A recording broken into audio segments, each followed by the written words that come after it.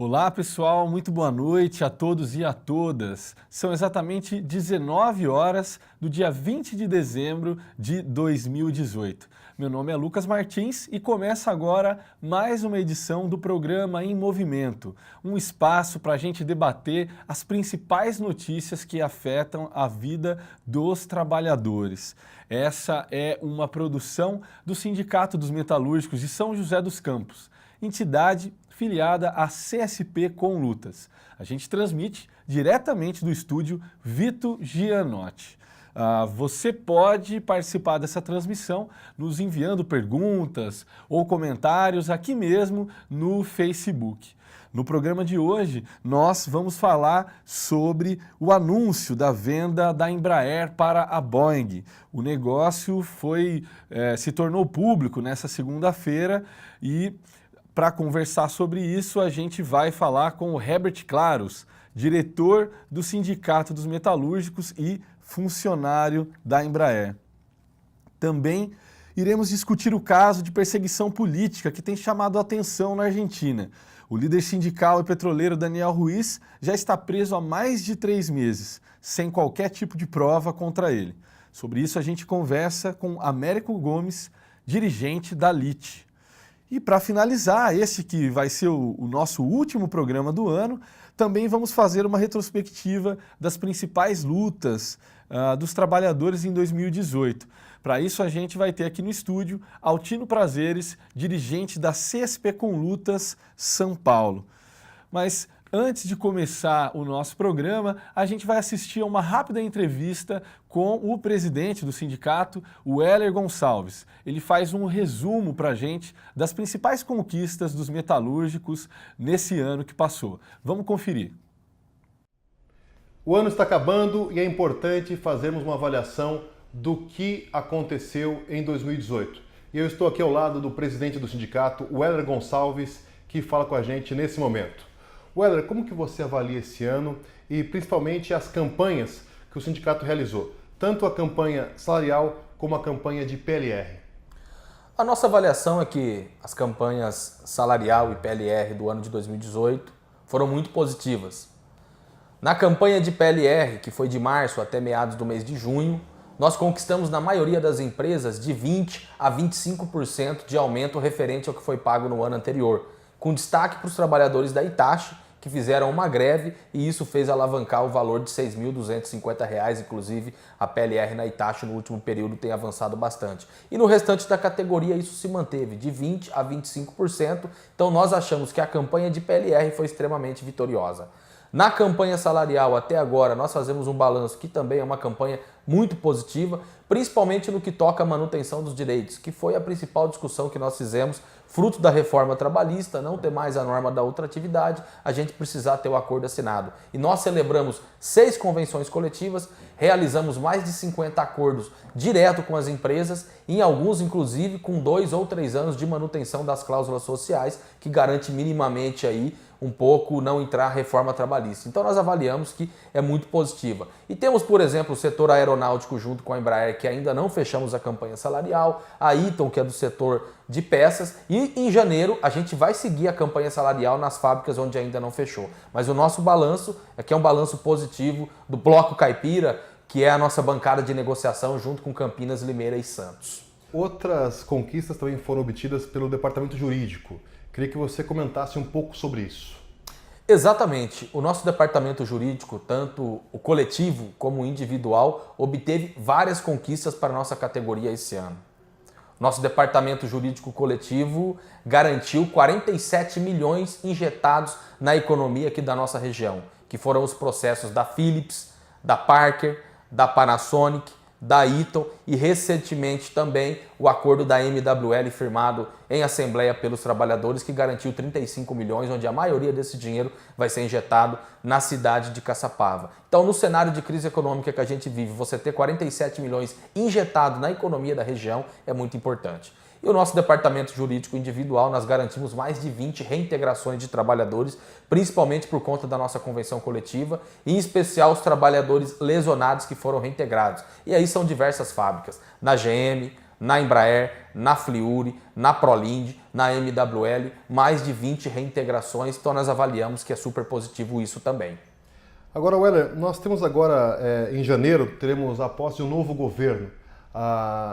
Os brasileiros elegeram Jair Bolsonaro à presidência. Queria que você dissesse um pouco quais são as perspectivas para a categoria e para a classe como um todo diante do governo Jair Bolsonaro. A nossa avaliação é que o ano de 2019 vai ser um ano de muitas lutas dos trabalhadores porque vai ter ataque do governo. E nós achamos que a classe trabalhadora não está derrotada. Em especial os trabalhadores metalúrgicos da nossa base territorial, que é a companheirada aguerrida, que faz muita luta. Então nós achamos que o Jair Bolsonaro vai atacar os trabalhadores, já anunciou extinguir o Ministério do Trabalho, que nós achamos que é um grande ataque, vai colocar para votar a reforma da Previdência, mas nós acreditamos nos trabalhadores e temos certeza que a companheirada metalúrgica da nossa base vai atender o chamado do sindicato, independente quem votou no Bolsonaro, quem votou no Haddad, quem não foi votar, quem se absteve ou anulou. Se atacar, nós temos certeza que a classe vai responder. E nós chamamos todas as centrais sindicais para a gente formar uma frente única operária com um programa classista, para a gente estar lutando contra o Jair Bolsonaro, que na nossa opinião vai atacar, mas nós acreditamos na força da classe trabalhadora. Nós acreditamos que se os trabalhadores se colocar com disposição de luta junto com o sindicato, a gente vai barrar os ataques do governo. Agora, para encerrar nosso bate-papo, queria que você olhasse para a câmera e mandasse uma mensagem para a categoria nesse final de ano. Companheiros e companheiras metalúrgicas, o ano de 2018 nós fazemos um balanço que foi muito positivo nas nossas lutas econômicas, e nós achamos que em 2019 o governo vai atacar e vai seguir a nossa luta na campanha de PLR, nas campanhas salariais. E eu queria desejar para você, metalúrgico, e para toda a sua família um Feliz Natal, um Feliz Ano Novo, boas festas e que a gente tenha um ano de 2019 com muitas lutas dos trabalhadores metalúrgicos aqui da nossa região. Boas festas! Muito bem, a gente acabou de conferir aí o recado do Weller Gonçalves, o presidente do Sindicato dos Metalúrgicos. A gente começa o programa de hoje com uma notícia urgente. A pedido do Sindicato dos Metalúrgicos aqui de São José dos Campos, a Justiça de São Paulo emitiu uma liminar suspendendo o processo de venda da Embraer para a Boeing. A decisão é do juiz Victório Giuso Neto, da 24ª Vara Federal Civil. Essa decisão foi resultado de uma ação civil pública, movida também pelos sindicatos dos metalúrgicos de Botucatu e Araraquara.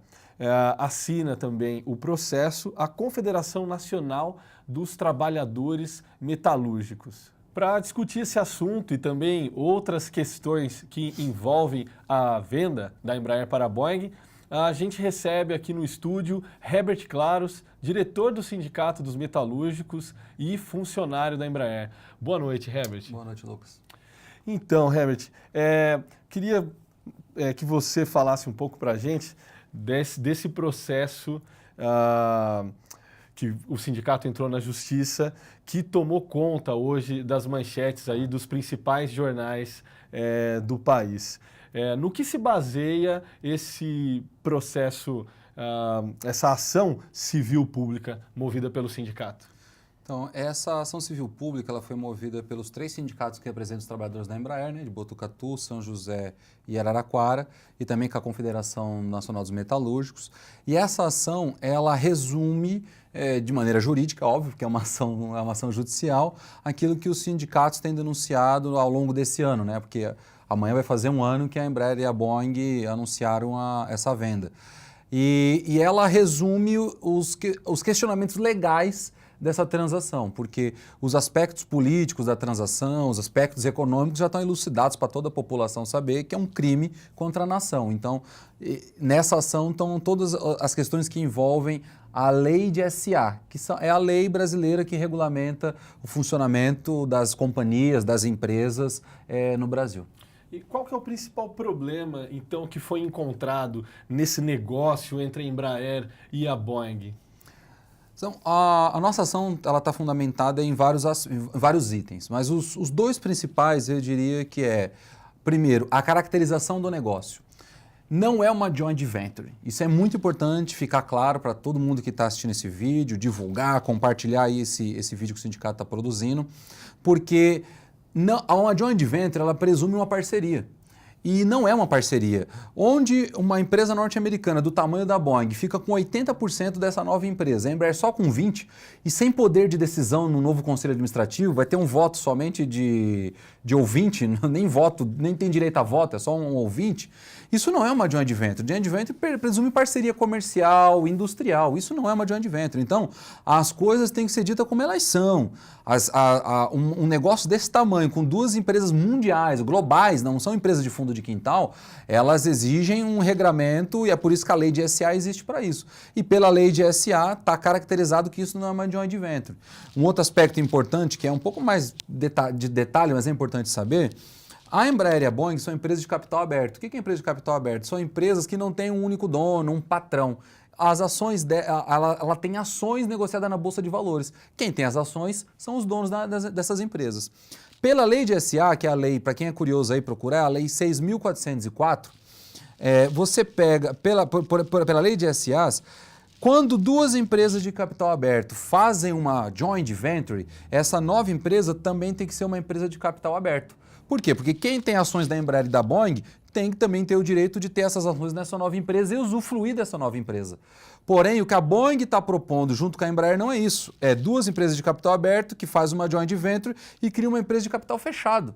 Por que capital fechado? Porque todo o lucro dessa nova empresa vai para quem? Para a Boeing. É óbvio, os americanos querem ganhar com tudo nesse aspecto. Então não vai ter capital aberto. Quem é acionista da Embraer agora, desculpe o perdão da palavra, vai se ferrar. Porque essa nova empresa não vai ter nenhum lucro. E essa nova empresa que detém a aviação comercial é que vai ficar com o que é hoje mais de 60% do rendimento da Embraer.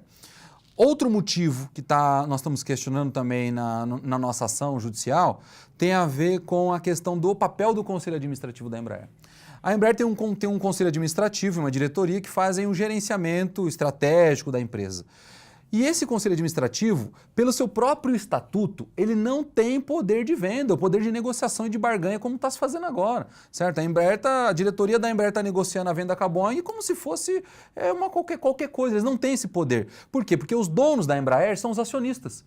Então, o conselho administrativo da Embraer, se quisesse fazer o que está fazendo, no mínimo teria que ter feito uma assembleia de acionistas e consultado os donos da Embraer. Entende? Sabe o que é, Lu? Vou te dar um exemplo sobre isso. É a mesma coisa que você ter um bar, você mora em Caçapava, né? Você tem um bar lá em Caçapava. Aí você, como você trabalha aqui no sindicato, você não pode ficar administrando o bar lá. Aí você contrata um gerente para administrar o seu bar.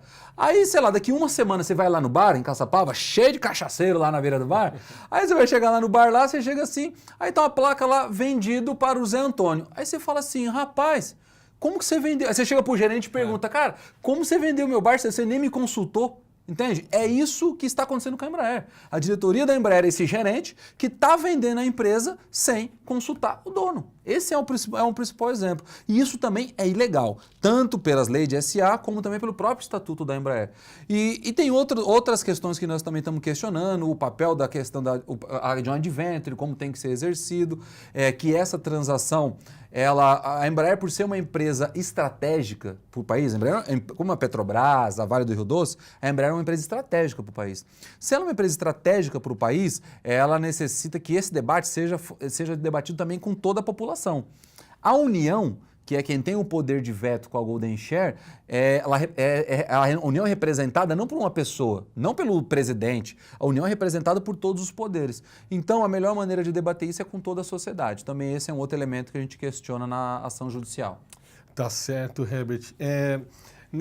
No meio dessas negociações todas, Herbert, a Embraer sempre argumentou que essa parceria é vital para o futuro da empresa. Como que você avalia essa questão? Bom, essa pergunta é muito boa e, na verdade, essa é o questionamento que talvez todo mundo que está em casa agora, está no local de trabalho, deve estar se perguntando. Falou, Herbert, não vou nem repetir, mas como que pode um negócio desse com uma empresa norte-americana gigante, como que isso não vai ser bom? A própria Embraer está dizendo que isso vai ser bom. Bom, na nossa visão, vou pegar dois aspectos sobre isso. O primeiro aspecto é o seguinte, não é verdadeiro que a Embraer está numa crise e que se a Embraer não vender, ela vai fechar. Isso não é verdade. Um primeiro elemento para dizer que isso não é verdade é que a Embraer é líder mundial no segmento de aviões, da aviação regional. Ela é líder mundial, é importante que se saiba disso. De aviões até 70 lugares, nós somos líderes número 1. De aviões de 70 a 130 lugares, nós também somos número 1. Não somos número 2. Não é Bombardier que é número 1. Somos nós que somos número 1. Nós já conquistamos esse mercado. E a Embraer conquistou isso ao longo dos últimos 49 anos, com muita peleja, mas conquistou esse mercado. Então não é verdade que nós estamos numa crise e precisa vender. Isso é importante que toda a população saiba. Se tiver dúvida, pode procurar na internet e você vai ver que essa informação é verdadeira. Outra questão que justifica isso é a própria Bombardier e Airbus, que eles falam, olha, a Bombardier e a Airbus se uniram e agora a treta ficou difícil, porque agora estamos concorrendo com gente grande. É verdade, a Airbus é gente grande nessa negociação e estão junto com a Bombardier, que é a nossa principal concorrente. O porém é que o projeto da Bombardier não deslanchou. E nesse período de um ano que a Bombardier e a Airbus se juntaram, e a Embraer está sozinha por enquanto, certo? Não oficializou o assunto, mesmo porque tem uma ação na justiça que está questionando isso. Nesse período todo, a Bombardier e a Airbus não vendeu mais aviões que a Embraer. Então, peraí, alguma coisa está errada. Porque você imagina o seguinte, a Airbus e a Bombardier se tornaram as top de linha hoje porque elas se uniram. Então, era para nesse último ano, a Bombardier e a Airbus ter o dobro de encomenda de aviões em relação à Embraer. E não é verdade. Teve uma feira, meses atrás, na Inglaterra, se não me engano foi no mês de setembro, que a Embraer vendeu 300 aviões nessa feira. A Bombardier, se não me engano, vendeu 30. Certo? Hoje, no dia de hoje, certo? O dia de hoje, 20 de dezembro de 2018, para ficar registrado, a Embraer vendeu 100 aviões para a Republic Airways. Esses 100 aviões que a Embraer vendeu, é curioso, é o mesmo valor que a Boeing está querendo dar para a Embraer, de 4,2 bilhões de dólares. Então, a Boeing quer comprar a Embraer pelo mesmo valor de 100 aviões. E 100 aviões é uma coisa que a gente consegue garantir numa entrega do ano. Então, esses fatos, na nossa opinião, evidenciam que a empresa tem plena capacidade de sobreviver sem estar com a Boeing. E por ser uma empresa estratégica, como eu repito, por fabricar aviões, sistemas de defesa, a Embraer ser uma empresa estratégica, nós temos que manter ela sob controle dos brasileiros, sob controle da própria Embraer. Por que isso? Inclusive sob controle estatal. O sindicato tem uma opinião que nós vamos restatizar a Embraer, porque nós achamos que essa é uma maneira, inclusive, de ter um controle maior e garantias maiores de desenvolvimento no nosso país. Por que é importante saber disso? Porque, olha só, a Embraer é uma empresa estratégica com um nicho de mercado vitorioso. Mas pode ser que daqui 5 anos não seja mais. Pode ser que daqui 5 anos o avião que é o top de linha que o mercado mundial quer é um avião de 200 lugares, não mais de 130 como a Embraer é líder hoje. Se acontecer uma situação dessa, o que a Embraer tem que fazer? Rapidamente tem que girar a sua estratégia de mercado para fabricar aviões de um porte que esteja no nicho. Se nós estivermos sob gerência da Boeing, isso não vai acontecer. Os americanos não vão, daqui 5, 10 anos, dizer o seguinte: olha só, brasileiros, gosto muito de vocês, o nicho de mercado de vocês foi muito bom nos últimos 10 anos, mas agora não é mais, eu tenho um novo avião e eu vou dar um avião para vocês fazerem no Brasil. Eu não acredito nisso. Eu não acredito que o Trump vai aceitar a venda de aviões, a fabricação de aviões numa nova geração da Boeing no Brasil, em vez de gerar esses empregos nos Estados Unidos. Então, por esses fatos, fica claro que entre estar com a Boeing ou estar sozinho, é melhor estar sozinho. Tanto porque a história já prova que nós temos esse potencial e prova também que estrategicamente é mais seguro para a gente. Quem só não acredita aí nisso é a diretoria da Embraer, porque o compromisso deles não é com a indústria nacional e desenvolvimento do nosso país. O comprometimento da diretoria da Embraer, do conselho administrativo da Embraer, é com o capital financeiro, é fazer com que os bancos que eles representam tenham lucros e não o desenvolvimento do nosso país. Certo. Ainda sobre a questão do contrato, Herbert, o contrato ele deixa claro, né, que a negociação, aliás, que 80% dessa nova empresa iria para a Boeing e 20% apenas para a Embraer, né? Bom, a gente sabe que a Embraer, ela produz, além de aeronaves, uma série de outros sistemas, inclusive é responsável pela segurança, né, do país também. A minha pergunta é a seguinte: não é também perigoso que todo esse conhecimento produzido pela Embraer seja, de uma hora para outra, entregue nas mãos dos norte-americanos? Claro, não, a gente acredita piamente que cada vez mais os americanos têm uma política de querer dominar o mundo, certo? A gente vê isso não é discurso de quem é de esquerda ou quem é de sindicalista, isso é uma realidade constatada através das guerras que eles fizeram no Oriente Médio, as tentativas de montar bases militares ao redor do mundo, certo? Tem várias bases militares na América Latina.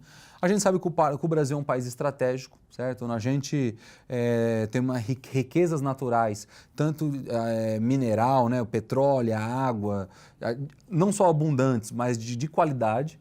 E a gente acredita, sim, que deixar uma empresa tecnológica do tamanho do porte da Embraer nas mãos dos norte-americanos é, sim, um risco para o nosso futuro, entende? Eu acho que todo país tem o direito à sua soberania, todo país. Entende? E nós, se você é brasileiro, não adianta ser brasileiro em dia de jogo de futebol, não adianta ser brasileiro quando um esportista nosso, com grande orgulho, ganha, né, uma competição, uma Olimpíada, que a gente fica orgulhoso mesmo por isso. Mas não é nesse dia que nós somos brasileiros. Nós temos que ser brasileiros em todos os dias. E defender patrimônio público e defender a segurança da nação significa defender a segurança do povo brasileiro. E quem vive aqui, porque também às vezes tem brasileiros que não vivem aqui, que têm o direito dessa proteção. E por isso é que a gente defende o fortalecimento da indústria nacional e o fortalecimento principalmente da indústria de defesa nacional. Por isso que esse também é um dos elementos que nos faz crer que a venda para a Boeing é também uma ameaça nessa questão. Certo. Ainda sobre essa questão do que representa, quais são as ameaças, né? Queria que você também explicasse um pouco assim específico em relação aos empregos, né? Se há alguma possibilidade da Boeing retirar a produção do Brasil ou até mesmo resolver fechar plantas da Embraer aqui no Brasil. Essa pergunta é importante porque ela inclusive tem sido a principal preocupação no chão de fábrica, né? Hoje, inclusive, na fábrica, hoje foi um dia mais de despedida de final de ano, né? A gente não vai trabalhar amanhã por conta da compensação de horas, então, na verdade, a fábrica está trabalhando até o dia de hoje e depois só volta em janeiro por causa da compensação de horas que foi compensada ao longo do ano. E hoje o clima dentro da fábrica, apesar da confraternização de Natal Novo, é de muita preocupação. Não é o mesmo clima que a gente teve nos últimos anos, sabe? Mesmo no ano passado, quando a Embraer anunciou a venda da Embraer para a Boeing, que foi numa quinta-feira também, foi véspera quase do recesso, existia um clima de preocupação, mas ainda, sabe, confraternização de emprego, confraternização de firma, né? Mas não é festa, é mais um clima de confraternização, de camaradagem, pelo desempenho que cada companheiro e companheira desempenhou dentro da fábrica, pelos desafios do próximo ano. Esse não é o clima na fábrica hoje. Não foi esse clima. Não foi esse clima por quê? Primeiro porque esse ano ocorreram muitas demissões. Há 2 semanas atrás ocorreram 70 demissões, 70 amigos e amigas nossos foram demitidos dentro da fábrica. E no dia de ontem, na minha opinião, num cúmulo de insensibilidade e frieza do presidente da Embraer e da diretoria da Embraer de conjunto, foi anunciado para um grupo de trabalhadores aqui de São José dos Campos que eles serão transferidos para a fábrica de Gavião Peixoto. Que nessa engraçado porque eles estão anunciando uma mudança sem nem sequer ter vendido para a Boeing ainda, nem ter entregue para a Boeing.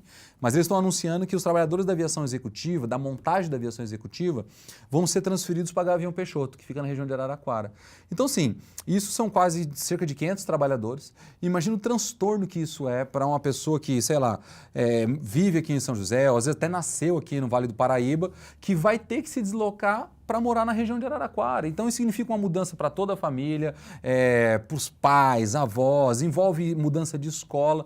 Então assim, a empresa fez esse comunicado ontem, sabe? Na véspera do Natal, um cúmulo de insensibilidade por parte da Embraer. Mas esse é o clima que existe dentro da fábrica hoje. Esse clima de incerteza, ele fica ainda muito maior caso se efetive essa venda para a Boeing, porque a Boeing nos Estados Unidos tem fama de demitir. Nos últimos 5 anos demitiu 36 mil trabalhadores. Para ela não custa nada demitir a metade disso, que são exatamente 18 mil trabalhadores que a Embraer tem ao redor do mundo. Então se a Boeing demitiu em 5 anos 36 mil trabalhadores americanos, por que ela não demitiria também trabalhadores brasileiros? Então ninguém confia nisso. Certo? Ninguém confia no papel da Embraer. A Embraer em 2009 já demitiu 4 mil trabalhadores. A maior demissão em massa que já ocorreu na história do Brasil, quem fez foi a Embraer. Então esse passado, com esse conhecimento também que nós temos da Embraer, faz com que cada um de nós fique apreensivo. Tá certo. Eu gostaria de agradecer a sua presença, Herbert, que veio aqui hoje explicar sobre esse assunto tão importante para a nossa região. Muito obrigado. Nós vamos chamar um rápido intervalo agora e na volta vamos falar sobre o caso do sindicalista argentino Daniel Ruiz. Ele está preso injustamente já há mais de 3 meses. A gente volta já.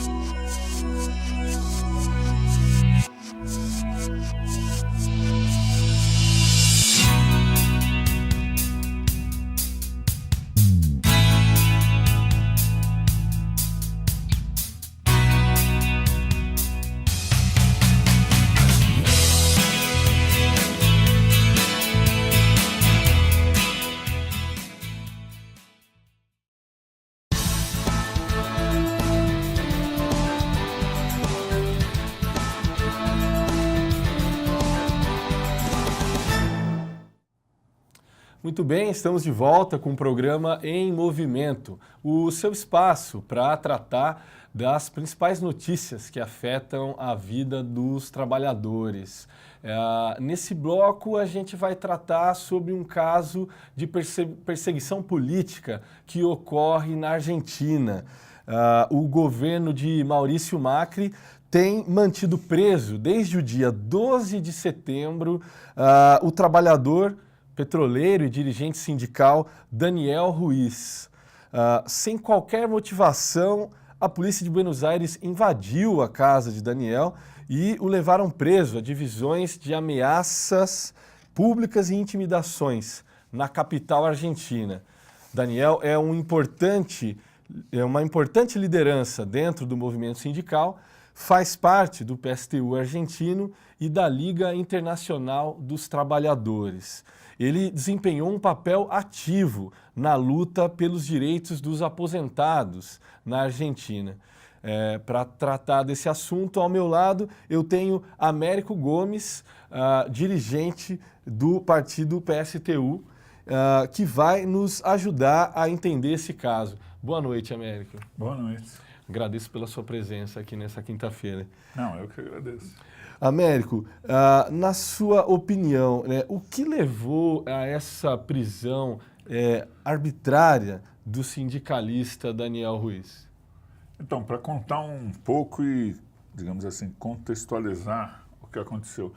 18 de dezembro houve a manifestação, uma grande manifestação contra a reforma da Previdência na Argentina. Essa manifestação, ela foi duramente reprimida, violentamente reprimida, mais de 80 feridos, e houve toda uma ação por parte dos trabalhadores de resistir a essa repressão que estava sendo feita quando estava sendo votado no Congresso Nacional a reforma da Previdência. Bom, a partir daí, a Argentina, é importante eu acho que a gente localizar o seguinte, é um estado onde, apesar de existir o que nós chamamos de uma democracia, um estado que nós chamamos de Estado Democrático de Direito, ele é utilizado para reprimir o conjunto da classe trabalhadora. Então, nesse caso, por exemplo, a Argentina tem vários perseguidos políticos e vários condenados políticos. Por exemplo, nós temos toda uma série de dirigentes petroleiros que foram, por exemplo, que são condenados à prisão perpétua por causa de uma greve, uma manifestação que teve onde morreu um policial e daí eles colocaram a responsabilidade nos dirigentes da greve e eles estão condenados à prisão perpétua. Então são, eu diria que centenas de ativistas sindicais que são criminalizados, né? E são processados. Então, essa manifestação também gerou uma quantidade de gente que está sendo criminalizada. São 12 companheiros que estão sendo acusados das mais variadas acusações nessa manifestação. Entre eles está o Sebastián Romero, que é um operário da General Motors, né, de Rosário. Ele foi acusado, né, isso de desacato à autoridades, lesões corporais e tal, e daí ele teve que fugir, está fugido, né? Ninguém sabe onde ele está localizado. E um outro companheiro chamado Daniel Romero, que também é militante do PSTU, participou da manifestação e foi acusado também, né, nesse caso, de insubordinação popular e por desacato à autoridade. E por causa disso ele está preso, né? Nesse sentido, ele é o único preso argentino político hoje. Existem mais processados na Argentina, como eu disse, centenas.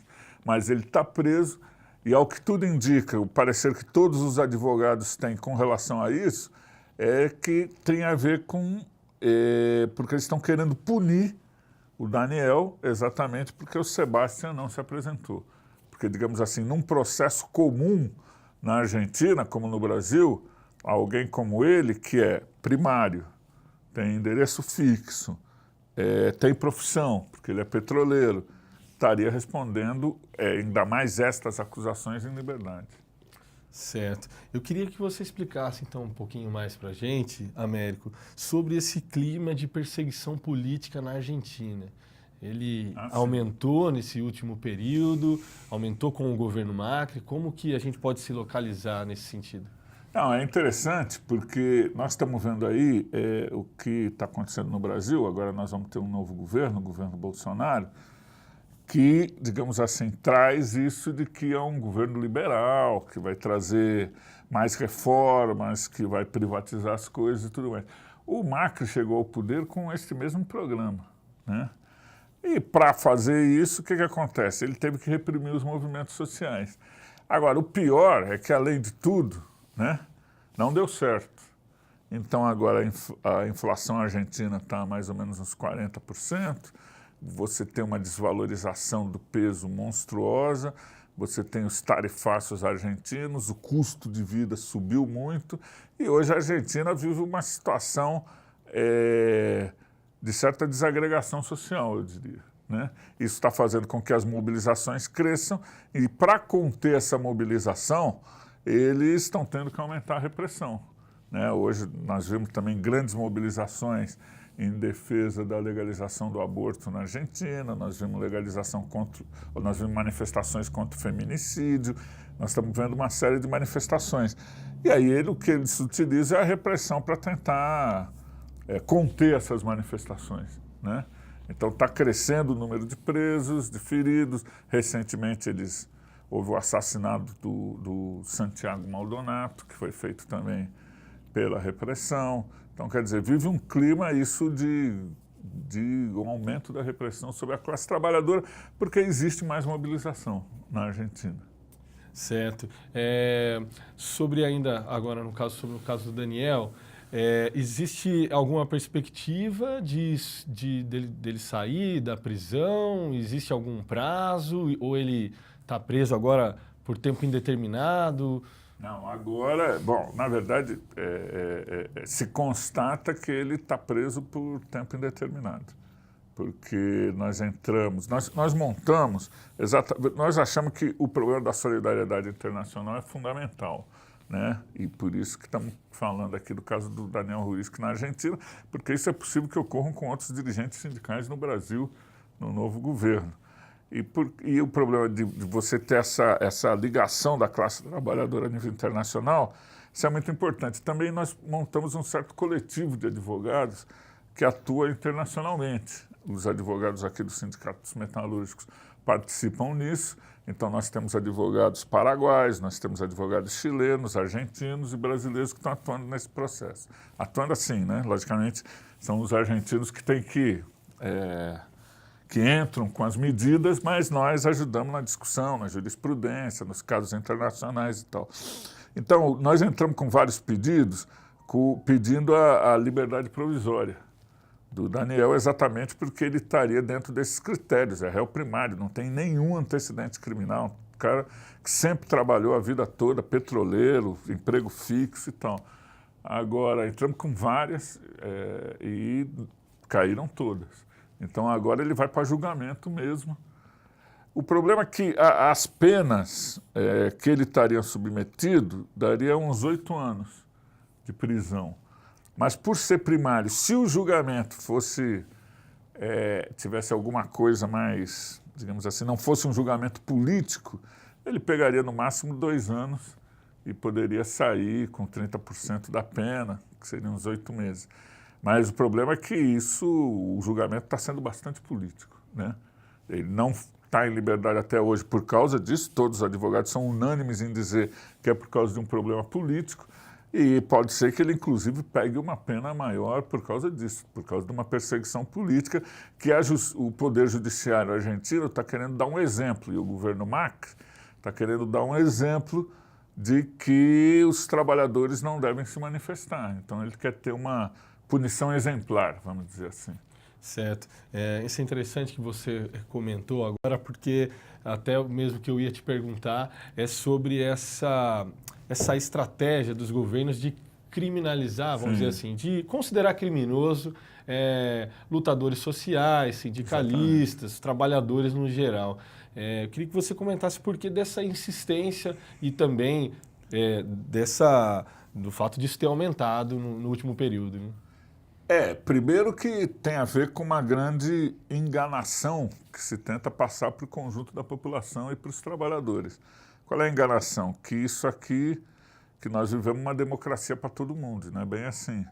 Porque o certo seria os trabalhadores terem direito de lutar pelas suas reivindicações. Afinal, estão lutando por direitos ou por uma reivindicação maior, então você tem direito a fazer uma manifestação, você tem direito a fazer uma greve e tudo mais. Como eles não podem, eles querem enganar o pessoal de maneira de que existe democracia, então, e eles fazem isso que nós chamamos de criminalização, que é pegar essa luta social e estabelecer uma relação com alguma coisa no Código Penal. Então, por exemplo, o Daniel estava lá na manifestação dele contra o Congresso Nacional, contra a reforma da Previdência. Aí eles falam o seguinte, que isso daí foi uma das coisas que ele é acusado, é desacato à autoridade. Tipo assim, não, mas você está desacatando a autoridade, lógico, porque existe um Congresso Nacional que está votando uma lei, você está se manifestando contra essa votação que vai ter. Então, e aí é considerado um desacato e te penaliza por causa disso, entendeu? E isso, a possibilidade disso vir a ocorrer efetivamente no Brasil é muito grande, né? Primeiro porque o novo governo do Bolsonaro, ele faz uma certa apologia de que é necessário você aumentar a repressão. Segundo, que essa legislação, ela já foi feita pelo governo anterior, o governo do Lula e o governo da Dilma. Não é que esses governos, digamos assim, não se utilizaram disso. Nós hoje, dentro dos movimentos sociais, porque a Dilma foi quem assinou a lei das organizações criminosas, a Dilma foi quem assinou a lei antiterrorista, que faz exatamente isso, pega a mobilização social e criminaliza. Logicamente, isso não foi muito aplicado, mas a lei já estava, então ela pode ser aplicada. Nós já temos hoje companheiros dentro do movimento social que são acusados por essa legislação de organizações criminosas. Então, quer dizer, a possibilidade que isso se efetive na medida que já tem a legislação, no Brasil, isso é bastante grande. Certo. Lembrando que, segundo dados, o Brasil está aí entre os líderes de quem mais mata ativista, né? E na última semana, aliás, nos últimos 10 dias, foram 2 mortos em conflitos de terra, né? Na Paraíba, e também no último dia 13 foi assassinado o presidente da Associação dos Agricultores de Nova Aliança, no Pará também, que lutava pela essa questão da terra no norte do país. Bom, Américo, eu queria que você também, se por acaso ficou de fora algum assunto que você queira trazer para a gente, que você possa agora também contribuir. Não, eu acho que é esse aspecto que você tocou no final, que é um agravante, né? Além do problema da criminalização, há um problema dos assassinatos que estão ocorrendo no campo. A maioria desses assassinatos, como foi o assassinato também da Marielle, né, da vereadora do Rio de Janeiro, são efetivados por grupos paramilitares, por milícias e tudo mais. Então, e se você ainda você vai ter essa repressão legal dentro do processo de criminalização e já existe uma repressão paramilitar, digamos assim, que vive da impunidade. Então, nós estamos numa situação no Brasil que ou a gente reverte essa situação ou a luta da classe trabalhadora vai ser bastante complicada no próximo período. E quais seriam esses caminhos para reverter? Eu acredito que, em primeiro lugar, a conscientização. Eu acho que isso é fundamental. Os trabalhadores têm que tomar consciência desse fato que é necessária a sua organização independente e a luta em defesa dos seus direitos e contra a impunidade, né? Eu acho que, não sei se vocês sabem que o Brasil é o único país na América Latina que não tem nenhum torturador punido da época da ditadura. O Chile teve, a Argentina teve, o Brasil não teve. O problema de você ter a impunidade com quem tortura, a impunidade com quem mata, abre o precedente de que os crimes continuem. Então é fundamental que essa impunidade acabe, que sejam punidos aqueles que cometem esses crimes, né? Certo. Eu tenho que agradecer imensamente a sua presença aqui, Américo. Obrigado. Não, eu que agradeço e, bom, é muito importante a gente poder trazer esses temas para discussão com o pessoal. Tá certo, é isso aí. Nós vamos fazer um intervalinho agora e na volta a gente realiza um balanço sobre as lutas que ocorreram em 2018. Fique com a gente.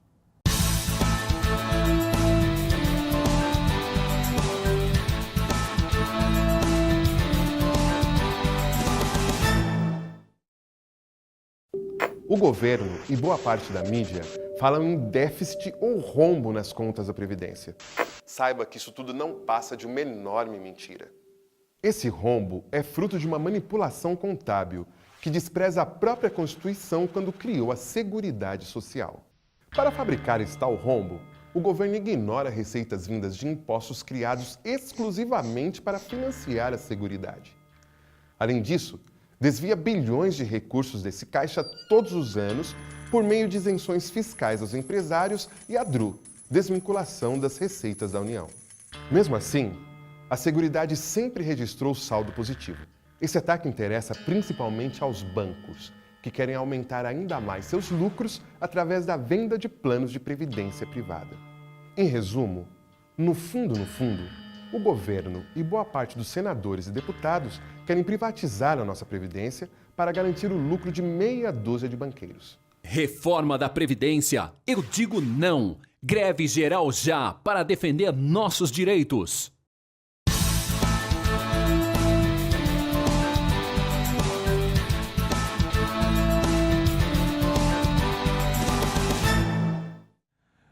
Olá, muito boa noite. Nós estamos de volta com o programa Em Movimento. Nesse último bloco, a gente vai voltar a nossa atenção para as principais lutas travadas pela classe trabalhadora nesse ano de 2018. E, é claro, também já pensar em 2019 e nos desafios que a gente vai ter pela frente. Para discutir essas questões, eu recebo Altino Prazeres, que é metroviário e também dirigente da CSP Conlutas São Paulo. Boa noite, Altino. Boa noite, obrigado pela oportunidade aí para falar com os trabalhadores. Nós que agradecemos a sua presença.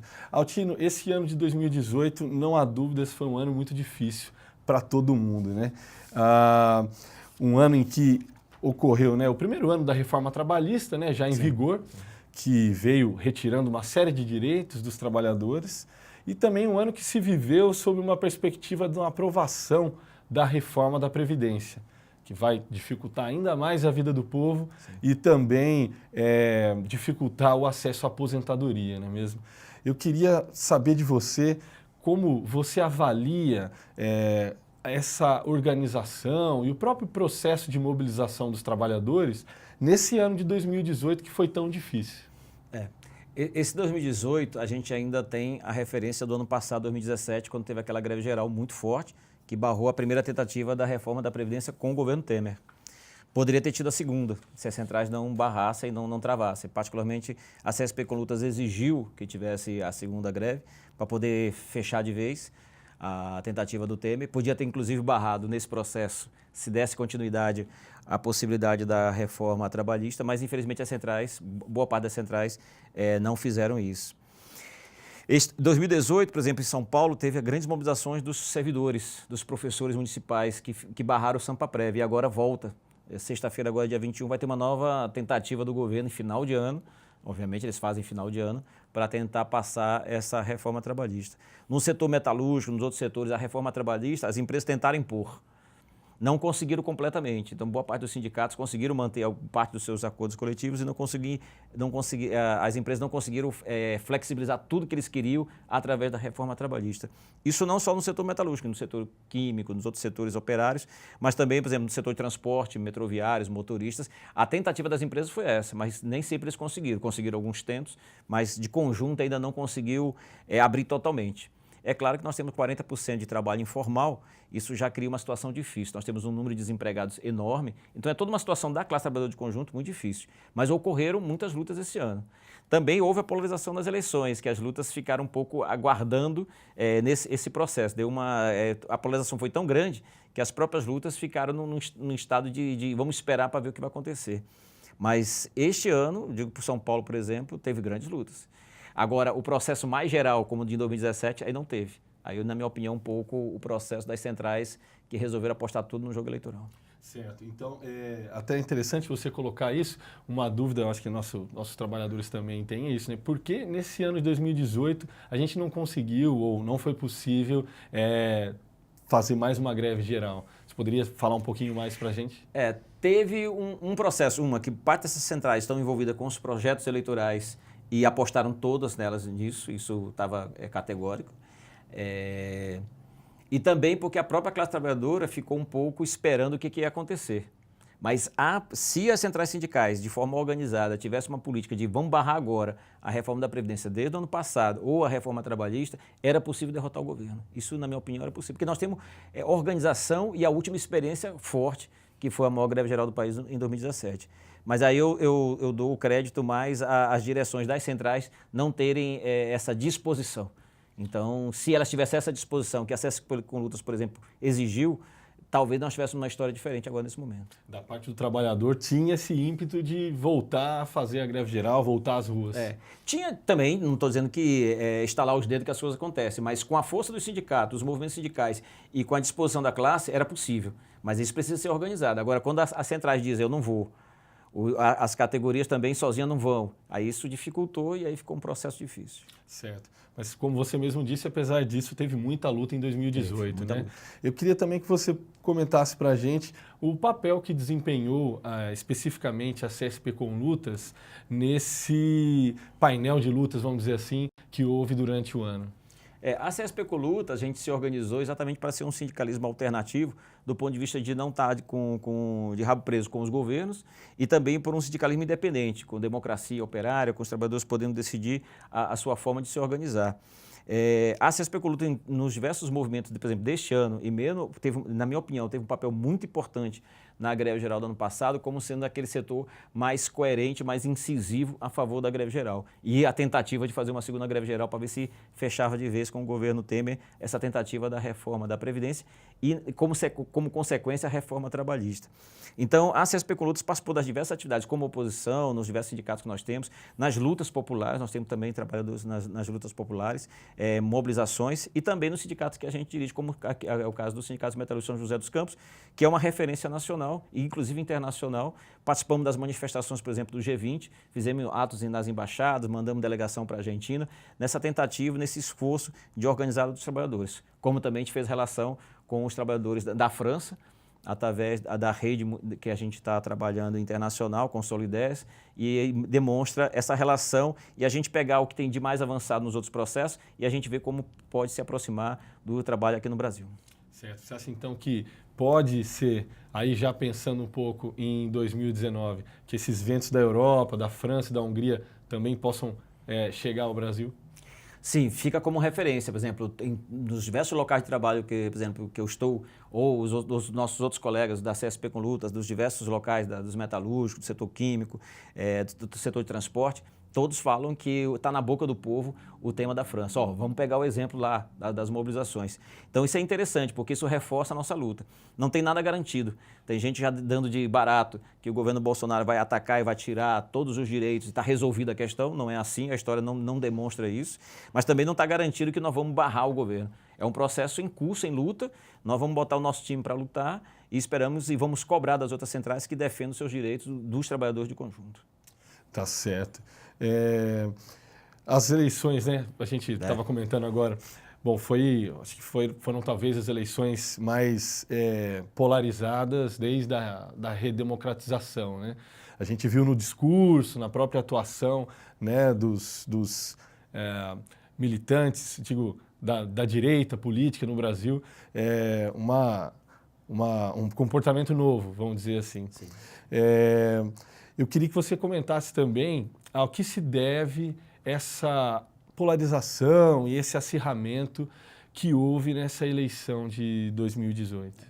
Eu acho que aqui nessa eleição de 2018 nós temos uma combinação de dois processos.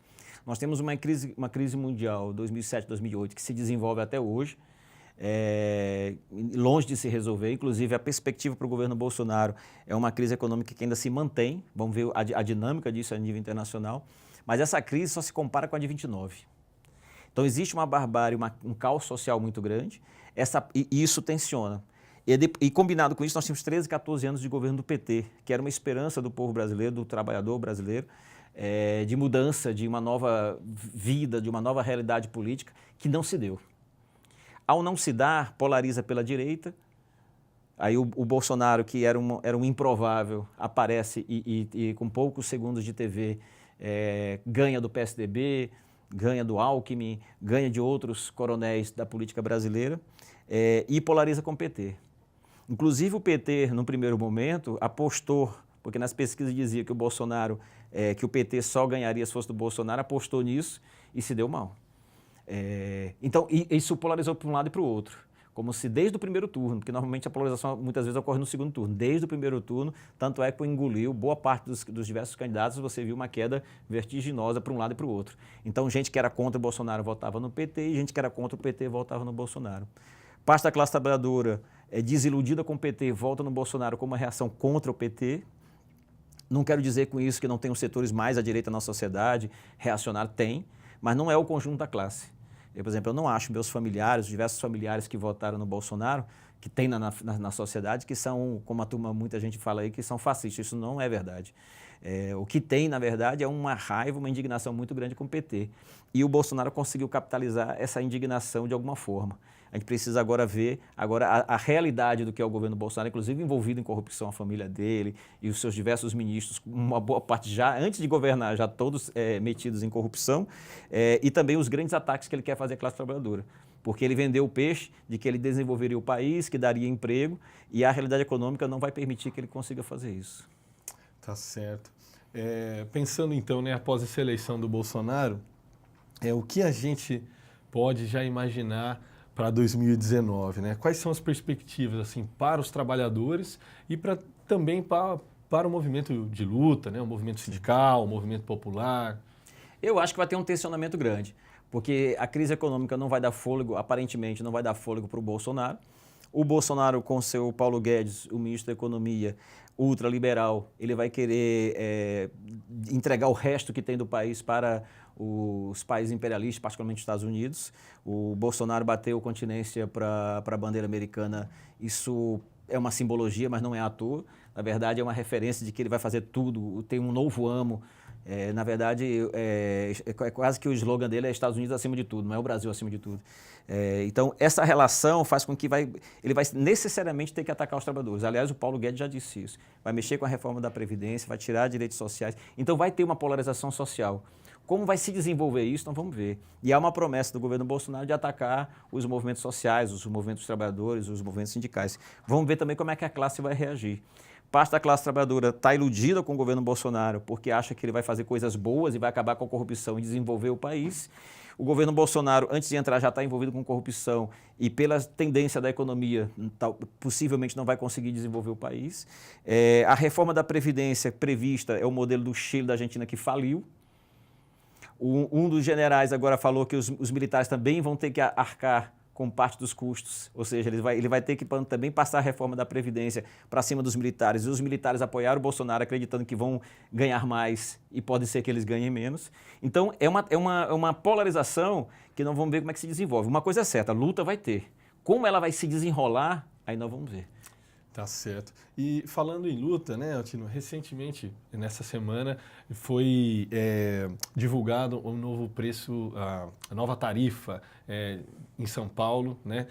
Tá longe aqui de São José, mas como metroviário, eu aproveito você aí para comentar também um pouco para a gente. Vai de R$ 4,00 para R$ 4,25, né? 4,25. E parece que já tem alguns protestos marcados aí na internet, já um pouco, talvez, relembrando 2013, né? Queria também te ouvir sobre essa perspectiva da luta em relação ao transporte logo no início de 2019. Veja, aumentou os índices de 2016, 17, 2017, 18, está no IBGE, saiu agora 5 de dezembro, aumentou o índice de gente abaixo do nível de pobreza que é identificado pelo Banco Mundial. Não acho que é o mais correto o critério deles, mas mesmo no critério deles aumentou o número de gente abaixo do nível de pobreza. E tem gente que também aumentou abaixo a extrema pobreza, além de 40% do trabalho informal, e pelo IBGE também na casa dos 16%, que também não é mais, na verdade, mas de qualquer forma das pessoas sem emprego, desocupadas. Uma tarifa dessa de R$ 4,25 significa que você vai tensionar mais ainda a miséria social, particularmente em São Paulo, aumentando a possibilidade das pessoas se transportarem. Já tem gente em São Paulo, várias pesquisas indicam que as pessoas andam a pé não exatamente porque são atletas, andam porque não têm dinheiro, não têm condições financeiras. A gente brinca em São Paulo também que um garoto da Zona Sul, se for namorar com um garoto da Zona Leste, ou qualquer outra relação, é quase impossível, porque o cara vai pagar R$ 4,25 para se encontrar no centro, a mina também volta, são 8, se for R$ 4,25, R$ 8,50 para cada um, daí dá 16, 17 reais. Se for fazer um lanche, ou seja, a periferia não pode namorar, a não ser que seja no seu próprio bairro. Então, esse aumento, já R$ 4,00 já é um absurdo, R$ 4,25 vai aumentar o absurdo. As manifestações do início do ano eu espero que se desenvolvam, se mobilizem e a sociedade possa apoiar. E nós, dos metroviários, do setor de transporte de ônibus, nós vamos estar junto com a população contra o aumento da tarifa, porque, na verdade, o transporte público deveria ser um direito. E hoje, na verdade, é quase um desespero, porque as pessoas não podem se locomover. Certo. Tem mais alguma questão que acabou ficando de fora desse nosso bate-papo que você gostaria de incluir? Os trabalhadores que estão iludidos hoje com o Bolsonaro, pode ser que rapidamente se desenvolvam no contrário, ou seja, percebam a mentira e a enganação que foi o próprio Bolsonaro. Mas nós temos que ter paciência, inclusive com os nossos familiares. A gente estava conversando aqui que muitos familiares podem ter votado em Bolsonaro, mas porque acreditaram numa ideia. Essa ideia, se não se desenvolve, nós temos que ter paciência para mostrar. Está vendo que, por exemplo, o Bolsonaro ia acabar com a corrupção e ele também é corrupto? Está vendo como ele falou que ia ajudar a gerar emprego? Na verdade, ele só está querendo tirar direitos. Você percebeu que, na verdade, ele está a serviço dos empresários. Não é à toa que ele falou que o empresário, a vida do empresário é difícil. Na verdade, a realidade mostra que a vida difícil mesmo é quem trabalha muito, que são os trabalhadores em geral, que pegam transporte em São Paulo. O cara consegue, muitas vezes, fica 2 horas no transporte para ir, 3 horas para ir, 3 horas para voltar, pagando caro, e agora vai pagar um pouco mais caro e ganhando um salário de miséria. Então, se tem uma vida difícil, é a do trabalhador. Tem uma charge que foi feita, que é uma montanha de dinheiro, e o empresário acusando o cara lá de baixo com uma plaquinha pedindo aumento do salário mínimo. Ele falando que o trabalhador pedindo salário mínimo é um ganancioso. Na verdade, gananciosos são os grandes empresários e as multinacionais. E o Bolsonaro está a serviço deles. Como é que nós vamos demonstrar isso? A realidade talvez ajude a dizer. Nós temos a seguinte linha: nós vamos fazer unidade de todo mundo para lutar pelos nossos direitos, contra os ataques. No caso da passagem, no caso da reforma da Previdência e todos os nossos outros direitos. E também pelas liberdades democráticas. Nós não vamos aceitar que o Bolsonaro ou qualquer outro governo ataque o direito dos sindicatos, dos movimentos sociais de poder protestar e participar das nossas lutas. Vai ser um processo interessante, vamos ver como é que vai acontecer. Espero que a sorte dos trabalhadores esteja exatamente nas suas mobilizações. E as suas direções não traiam mais uma vez como traíram na segunda tentativa de greve geral em 2017. Tá certo, maravilha. Bom, eu tenho que agradecer então sua presença, Altino. Muito obrigado pela sua presença nessa noite.